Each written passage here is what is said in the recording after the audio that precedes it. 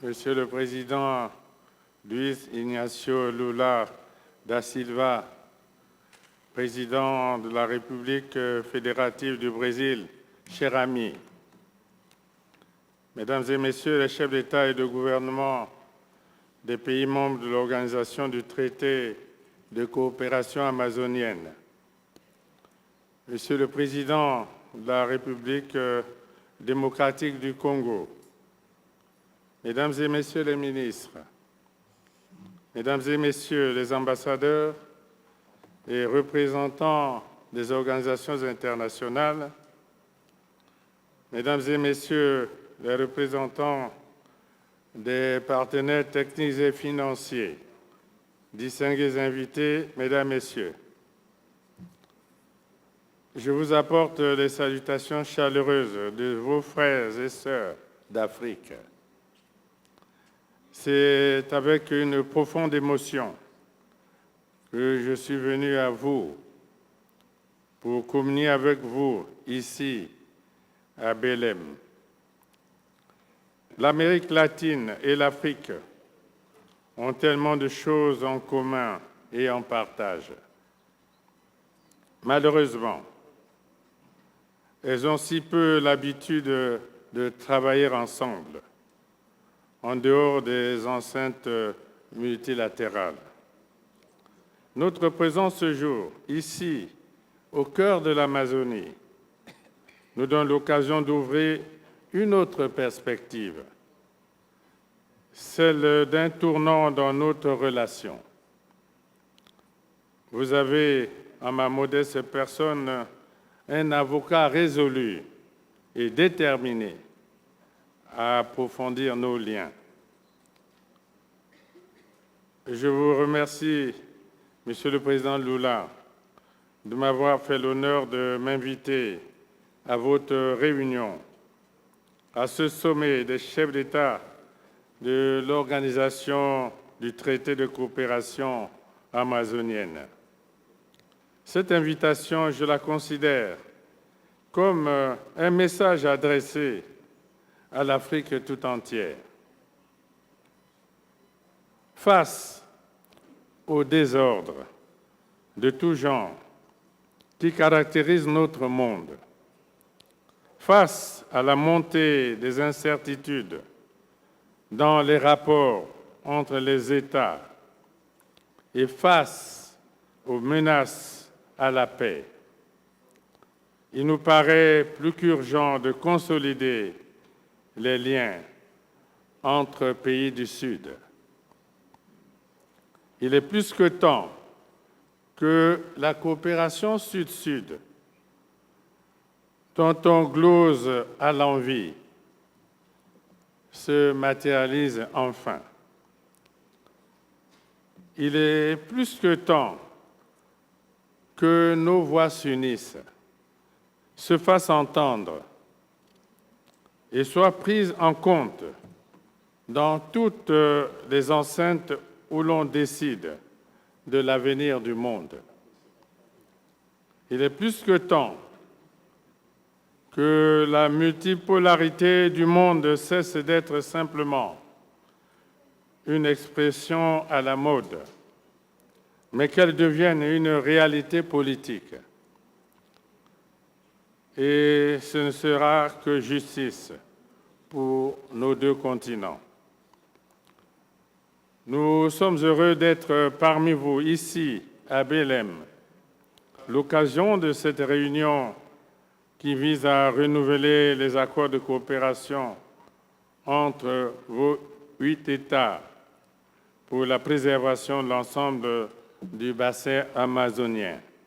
La proximité de ce fleuve majestueux qu'est l'Amazone et l'exubérance aquatique qu'il charrie donnent à mesurer la force qui émerge de votre continent. Cette force qui vous lie entre vous et qui liera bientôt les deux rives de l'Atlantique à travers notre coopération. Cette coopération Nous allons la développer ensemble dans les prochains mois. Elle devrait épouser la puissance et la fécondité de nos deux fleuves, l'Amazone et le Congo. Mesdames et Messieurs, en tant que président de la Commission climat des pays du bassin du Congo, qui rassemble 16 États membres et un État associé, je suis heureux de l'initiative que nous prenons ensemble aujourd'hui de réunir les 3 grands bassins forestiers tropicaux du monde, Amazonie, Congo, Bornéo-Mékong, pour un sommet qui se tiendra à Brazzaville du 26 au 28 octobre 2023. Nous serons très heureux de vous accueillir dans notre pays, d'unir ensemble nos intelligences pour parvenir à un accord qui marquera une rupture dans la longue épopée pour la préservation de l'environnement sur la planète. J'ai la conviction que les leaders des pays abritant les 3 plus grands bassins forestiers tropicaux doivent chercher ensemble à joindre leurs efforts pour peser davantage dans les grandes négociations internationales relatives au changement climatique. Depuis une quinzaine d'années, le monde a certes pris conscience que protéger les forêts était l'une des stratégies les plus efficaces dans la lutte contre le réchauffement climatique. Certes, les bassins forestiers constituent le régulateur mondial de l'équilibre carbone et de la biodiversité. Mais peut-on pour autant affirmer que nos pays ont bénéficié de cette prise de conscience et des promesses de financement qui ont jalonné cette période depuis le premier accord de Copenhague en 2009. Depuis toutes ces années, nous avons assisté à l'émergence de programmes internationaux destinés à lutter contre la déforestation. Mais avons-nous à ce jour bénéficié du nécessaire changement d'échelle dans la prise en charge internationale de la lutte contre la déforestation? À l'évidence, non. Nous avons plutôt eu droit à une prolifération bureaucratique de programmes si difficiles à mettre en œuvre. Nous avons reçu des demandes toujours plus pressantes relatives à la gouvernance de ces programmes qui viennent largement empiéter sur nos souverainetés nationales. En somme, nous avons vu beaucoup d'exigences, mais peu de véritables engagements financiers. On nous demande des réformes avant les financements, mais nous voulons des financements pour pouvoir faire des réformes. C'est pourquoi nous pensons que le moment est venu de réunir nos 3 bassins forestiers pour constituer en une force qui compte et qui pèse sur la gouvernance mondiale. Mesdames et Messieurs, nous comptons sur votre présence à Brazzaville pour contribuer à l'adoption d'un accord qui fera date dans l'histoire. Notre principal objectif est de créer une organisation solide et crédible des 3 bassins forestiers tropicaux. Une organisation pérenne qui jouera un rôle déterminant dans la préparation des grandes échéances internationales sur le climat. Cette organisation nous permettra de mieux défendre les intérêts de nos 3 bassins et de valoriser leur potentiel. La présidence brésilienne de la COP en 2025 devrait constituer une belle opportunité pour la prise en compte des priorités de nos bassins forestiers. L'organisation à naître nous sera à tous égards de la plus grande utilité.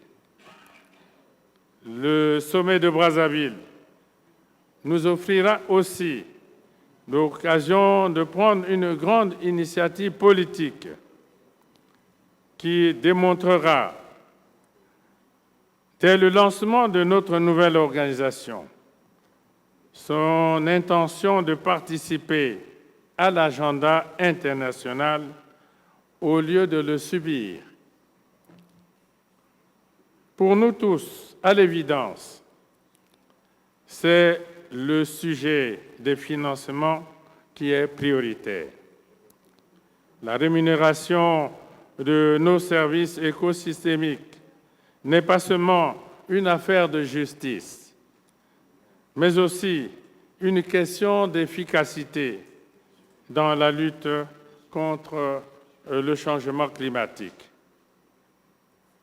Nous pourrions travailler ensemble au cours des semaines à venir à l'idée d'une contribution des transports internationaux au financement de la préservation des forêts tropicales.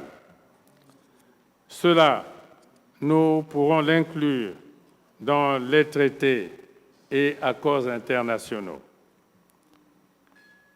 La contribution que nous demanderions à Brazzaville aurait pour objet de nous donner un cadre de financement stable.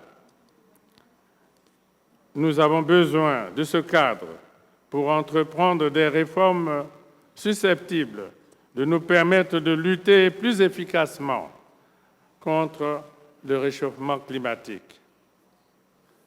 Mesdames et Messieurs les chefs d'État et de gouvernement, permettez-moi pour conclure de vous remercier une fois encore pour votre accueil. Je tiens aussi à vous féliciter pour l'exemple d'indépendance que donne votre organisation, ainsi que pour le leadership de chacun de vos États dans le concert des nations. Je forme le vœu de vous voir tout aussi nombreux, ainsi que vous l'êtes aujourd'hui, dans un peu plus de 2 mois à Brazzaville, pour porter sur ces fonds baptismaux l'alliance nouvelle de nos 3 bassins forestiers tropicaux. Nous pourrons alors faire connaître au monde notre dessein commun et porter ensemble, avec fierté, à la COP 28 qui se tiendra à Dubaï en décembre 2023. Je vous remercie.